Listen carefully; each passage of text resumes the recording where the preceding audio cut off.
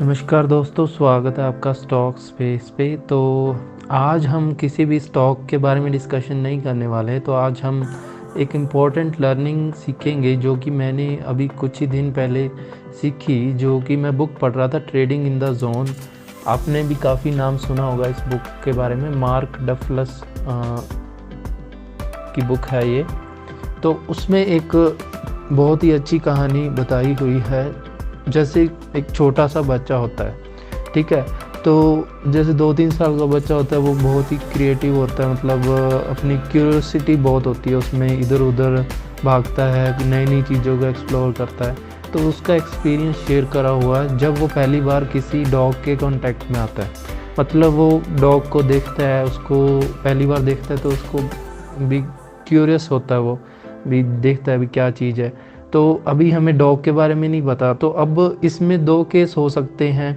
भी पहला केस तो ये हो सकता है डॉग बिल्कुल फ्रेंडली नेचर का है, वो बच्चे के साथ खुद खेले जैसे बच्चा भी खेलता है। और दूसरा केस ये हो सकता है डॉग थोड़ा एग्रेसिव भी हो सकता है वो बच्चे को थोड़ा बहुत डरा भी दे किसी तरह से, मतलब। तो ऐसी एक स्टोरी डिस्कस करी गई है। तो उसमें क्या होता है, एक छोटा सा बच्चा जाता है डॉग के साथ, और जब वो डॉग के कांटेक्ट में आता है, बट तो बदकिस्मती से डॉग जो है वो थोड़ा सा एग्रेसिव नेचर का होता है, और वो डॉग को जो डॉग है वो बच्चे को काट लेता है। तो ये जो छोटा सा बच्चा है उसके साथ ऐसा एक्सपीरियंस होता है पहली बार जब वो डॉग के साथ कांटेक्ट में आता है। तो अब बच्चा भी उसके माइंड में वो सारी चीज़ें छप गई हैं भी, जो डॉग होते हैं वो ख़तरनाक होते हैं। और जब भी वो डॉग को अब मान लो दोबारा देखेगा तो वो बिल्कुल डर जाएगा डॉग को देख के। उसी तरह ये जो बात करी गई है हमारे पास ट्रेडिंग में भी, हमारे पास क्या होता है कि इसी कहानी को रिलेट करते हुए हमारे मान लो 4-5 लॉसेस इकट्ठे हो जाते हैं भी, बैक टू बैक हमें लॉसेस हो रहे हैं।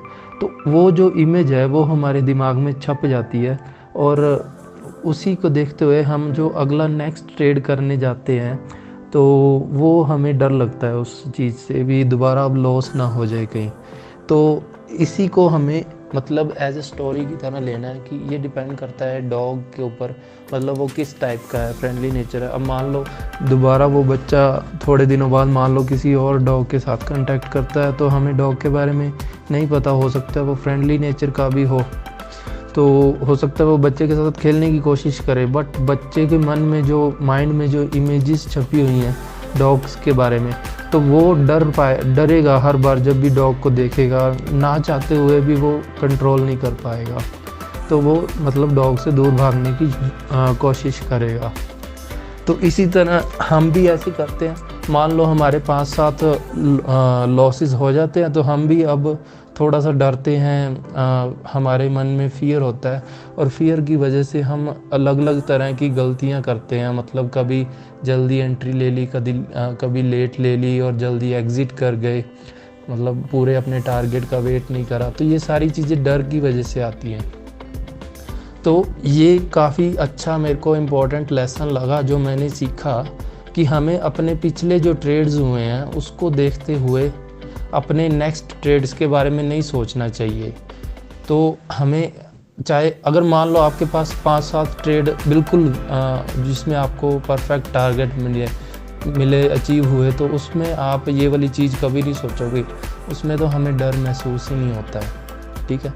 तो ये सारी चीज़ें मतलब अपने जो पिछले ट्रेड्स हैं उसको देखते हुए जज नहीं करना, अगले जो नई अपॉर्चुनिटीज़ हमें मिल रही हैं तो उनको हमें पूरे तरीके से अपने सिस्टम को फॉलो करते हुए, जो हमारे परफेक्ट टारगेट हैं, जो एंट्री पॉइंट्स हैं, उनको देखते हुए हमें एंट्री और एग्ज़िट लेना है, ठीक है। तो ये काफ़ी अच्छी लर्निंग मेरे को लगी, तो मैंने सोचा आपके साथ शेयर कर दूं। और ये कुछ नया ट्राई करा मैंने आज, तो ज़रूर बताना कैसा लगा। तो मिलते हैं फिर नेक्स्ट वीडियो में। Thank you so much.